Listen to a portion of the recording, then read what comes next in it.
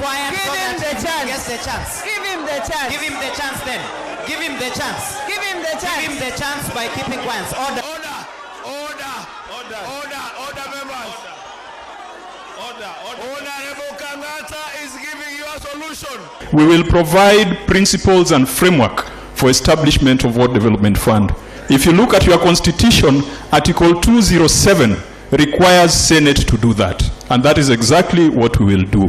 Now, if you need some English lessons on differences between prescriptive and descriptive, that is something that we can discuss. Order, members.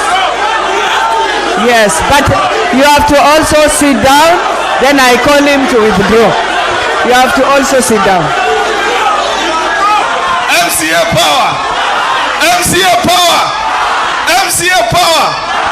Ward Fund to Tapata. Are we together? And I want to tell you one thing. The Ward Fund, I am the mover of that bill in the Senate. And I can assure you, 99% of senators are supportive of my bill. Are we together? And any senator who does not support that bill, to Tapata na are we together?